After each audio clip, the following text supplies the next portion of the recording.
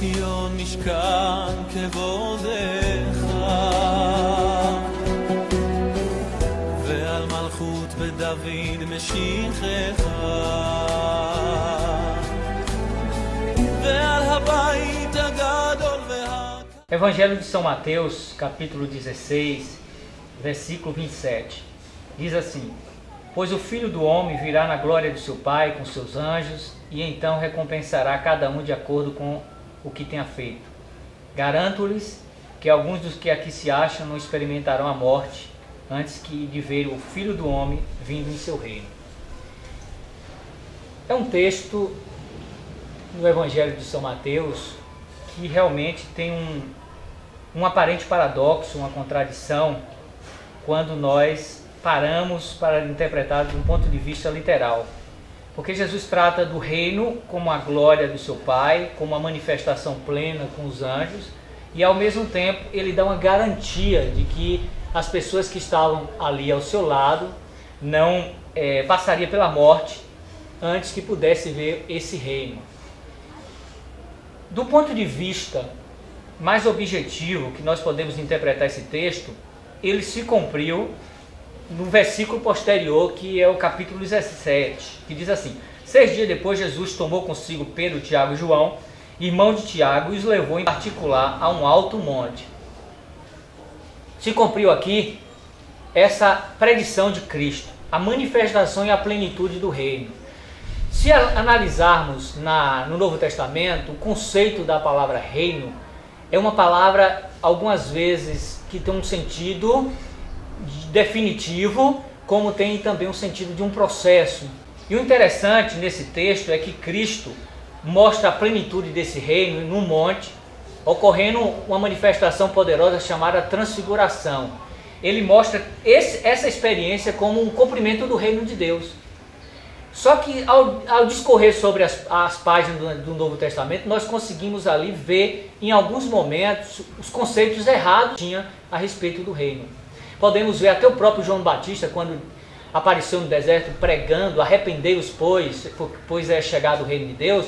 Logo depois, uma experiência, ele mandou alguns discípulos seus atrás de Jesus, tentando uma confirmação de Cristo, se realmente era o Messias que ele estava esperando. Nós temos também o Pedro, que pega uma espada e corta a orelha de um homem que não entendeu absolutamente nada no período da experiência do discipulado com Cristo. Temos até os próprios discípulos que no momento da ascensão de Cristo procuraram o próprio Jesus: Senhor, quando é que restaurarás a plenitude e a independência de Israel? Porque o conceito de reino está muito associado para os judeus naquela época a uma revolta militar, a um tipo de transformação política de sociedade. E Jesus Cristo deu ao homem uma experiência totalmente revolucionária do conceito de reino. Podemos encontrar aqui nessa experiência da transfiguração. Encontramos na plenitude do reino aqui uma experiência de comunhão. Cristo chamou aqui Pedro, Tiago e João, os levou a um monte. No monte, Jesus ofereceu aos três uma experiência extraordinária. Isso dá a entender que o reino é uma experiência de comunhão.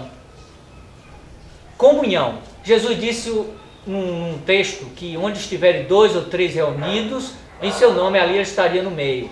É impossível termos a ideia de reino onde não existe comunhão, onde não existe um agrupamento de pessoas, onde as pessoas não encontram no próximo Deus. Então Cristo colocou diante de Pedro, Tiago e João a experiência de que reino é uma comunhão, é uma solidariedade de pessoas com suas diferenças, com suas contradições, que convivem em torno de um propósito, em torno de um objetivo espiritual. Então nós não podemos entender reino como uma experiência isolada, individualista, mística, mas reino como uma experiência de comunhão, um ajuntamento de pessoas que saem com uma proposta coletiva de transformar a sociedade com uma mensagem. O segundo ponto que nós podemos ver aqui é um ensinamento de que existe uma sobreposição de qualquer experiência religiosa. Por quê? Moisés e Elias aparecem aqui como submissos a Cristo. Nós podemos entender aqui 2 pontos. Poderemos analisar isso de um ponto que Moisés e Elias poderia ser a representação dos profetas e da lei. Seria a representação da profecia da lei se cumprir de Cristo. Mas nós podemos também analisar em um outro ângulo que mostra que o período que Deus mais agiu no Antigo Testamento foi no período de Moisés e Elias. São dois períodos que aconteceram os maiores fenômenos sobrenaturais. Moisés e Elias estando ali no monte era uma confirmação de que a experiência do reino seria muito superior à experiência de Moisés na lei e de Elias na profecia. Que a experiência no reino seria uma experiência completa, seria uma experiência que o homem teria a plenitude de Deus, que o sobrenatural estava vindo para a terra de uma maneira plena e totalmente completa na vida do ser humano. Então a sobreposição de qualquer experiência religiosa. Moisés é menor do que a experiência do reino. Elias é menor do que a experiência desse reino. O mais simples de todos os cidadãos é muito maior em termos de experiência, da compreensão da presença de Deus, de sua plenitude, do que Moisés e Elias, porque Cristo estava abrindo uma nova era. Terceiro ponto, uma submissão a um tipo de governo. Não existe reino sem submissão a um tipo de governo. E nós podemos ver no texto aqui que Pedro se manifesta dizendo assim: Senhor, se tu quiseres, eu farei aqui 3 tendas. O que é interessante na experiência de Pedro aqui é que reino não é uma experiência egocêntrica. Reino não é a experiência da nossa necessidade. Reino não é uma experiência que o homem determina o fenômeno, mas sim a experiência do homem centralizado na vontade de Deus. Não existe reino sem governo.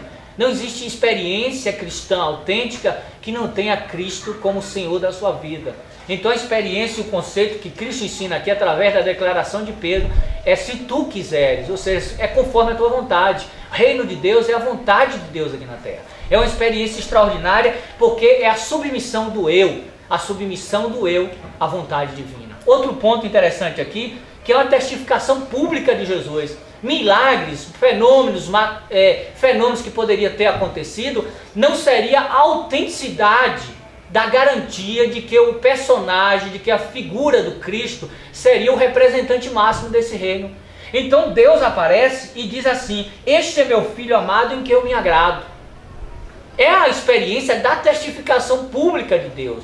O Jeová, o Adonai do Antigo Testamento, o Elohim aparece no monte dizendo: está aqui alguém que deve ser ouvido, está aqui alguém que é o propósito real de todo o meu projeto. Tudo que eu prefigurei através de símbolos no Antigo Testamento, eu estou cumprindo nele hoje. Então ouça Jesus, porque Jesus é a maneira de que eu estou falando para a humanidade. É um interessante porque é uma testificação pública. Poucas vezes Deus aparece testificando Cristo como o representante maior, como filho, como aquele que estaria no controle de todas as coisas. Esse princípio é uma visita do divino ao humano. O que é que nós podemos entender aqui? Que não é o homem quem vai a Deus, é Deus que vai ao homem. Não é o homem que vai ao monte ter a experiência, é Deus que desce e oferece essa experiência ao homem.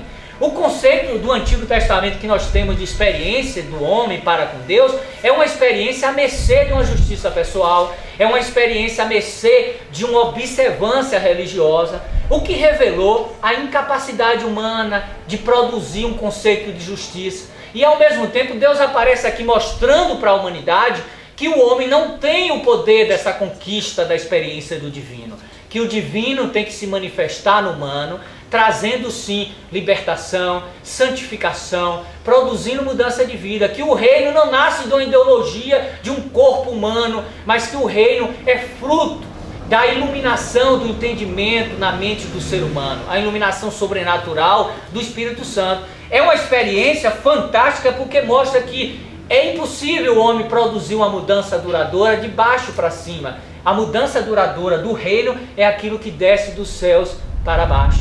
E Deus mostra isso, que o homem é impossível de conquistar, de alcançar essa revelação, essa plenitude de entendimento, quando ele não recebe de Deus essa dádiva. Outro conceito que nós temos aqui é uma experiência do que já é e do que vai ser. Dentro da escatologia do Novo Testamento, nós só podemos entender a visão de Cristo como uma experiência que começou, mas não terminou e que um dia vai se concretizar.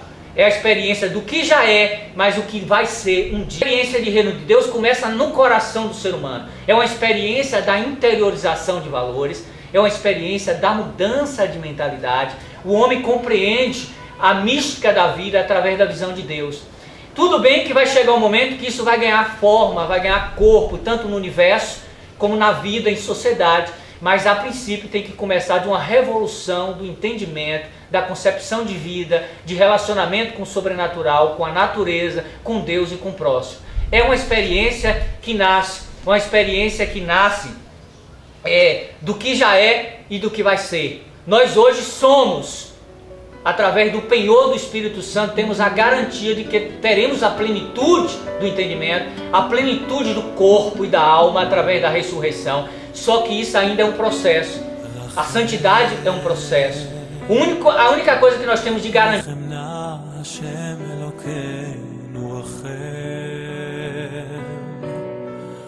על ישראל עמך רחם,